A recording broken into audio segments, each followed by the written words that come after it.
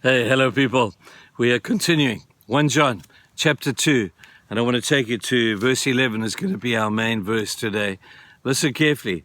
It builds on really well from what we spoke about yesterday. This is what it says. Yesterday we spoke about giving away love to complete the cycle of God's love. And now in verse 9, he's going back again with great intent. And he says, anyone who claims to be in the light but hates his brother is still in the darkness. Whoever loves his brother lives in the light, and there is nothing in him to make him stumble. But whoever hates his brother is in the darkness and walks around in the darkness. He does not know where he is going because the darkness has blinded him. Blinded by the darkness. I thought we were like the song, blinded by the light, but no, apparently you could be blinded by the darkness as well. And I know in darkness we battle to see, but that's not because we're blind, it's just because it's dark.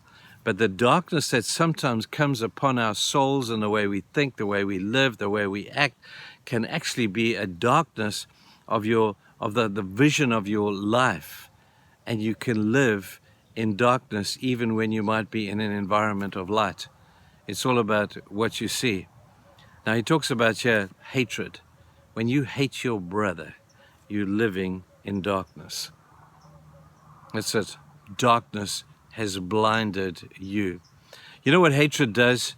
Hatred is fed by anger. Every time I see that person, I just relive that incident. Every time I think about it, every time 3 o'clock in the morning, I can't sleep, and I'm going over and over in my mind about how much I hate that person and how much he's done to me, and we relive it. And every time we relive it, I've got to tell you people, it actually gets bigger and bigger and bigger. Hatred feeds itself with anger, and anger is feeding away at your hatred and making you the most miserable, cantankerous old goat that you could possibly be. And Jesus says, when you hate, you are blinded by darkness. This darkness comes in the form of anger. Anger, when you get angry, you say the stupidest things. I've said some really stupid things, and I'm not excusing them, but every time I say them, it's because I've been angry. And I have to live and apologize, and then I have to eat my guilt away with myself to say, why did I say something so stupid? All because I said it in anger. And anger brings across your path, across your eyes, a spirit of darkness where you don't care and you're just going to say it anyway. And then at the end, like the proverb says, it sounds lacquer when it comes out of your mouth. Or for those of you who are Americans don't understand, it sounds really cool when it comes out of your mouth. But 5 minutes later, it's eating you away. I said such a stupid, unkind thing. Probably wasn't even true. That's what anger can do to you. It blinds you. And once you've said it, you can't take it back, and you spend your life either in guilt or apologizing or whatever. Anger can do that. Now in the book of 2 Samuel, we have the story of Saul, King Saul. He knows that David is the anointed one. He knows that David is the one everybody knows is going to be the king. He knows that David is the popular one. It was of David that they sang, Saul has killed his thousands and David his 10,000s. And Saul knew that was true. And so anger began to build up in him, and jealousy began to feed his anger, and anger turned into hatred, and hatred caused Saul to do some of the most horrible things, to chase David through the desert to try and kill him. But as a young man, when David was in his palace and Saul smelt a rat, to think that David was going to be more popular than him, or that David was going to take his throne, his anger turned to hatred, and he picked up a spear and he threw it at David, wanting to pin him to the wall. Go and read the story. That's what anger does. It makes us do things that are sometimes completely out of character. And when anger turns into hatred, it's now got you. And it's not going to let you go without a really good fight. So deal with it when it's still at the anger stage. Anger management is a popular deal today. A lot of people are going to counseling for anger management. And they're being told this, and it's a simple truth you may well note, that the reason that people are angry, the source of anger is fear. You're saying, surely not. I'm telling you, it is true.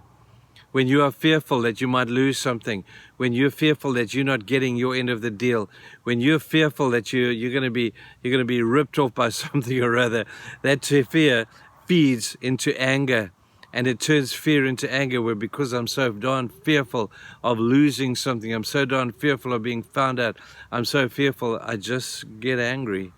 And anger becomes a manipulative tool. And I think if I display anger, then people are going to respect me. Well, they're not going to respect you. They think you're a jerk when you do that. And when you behave badly because of anger and because of fear, you need to sort it out. Fear is the root of anger, and anger is a substance that turns very quickly into hatred. So we're told, get to the root of it. The root is fear. The Bible tells us more times than we can count, fear not. It's the most popular command. It's a command in the Bible. It's sinful to fear. And we don't fear because, we have a great God. A God who says, you don't need to fear. You don't need to fear what people can do to you. You don't need to fear if somebody rips you off. You don't need to fear that. I am with you, and I will care for you. You don't need all the stuff that you're fearful that you might lose. You don't need it.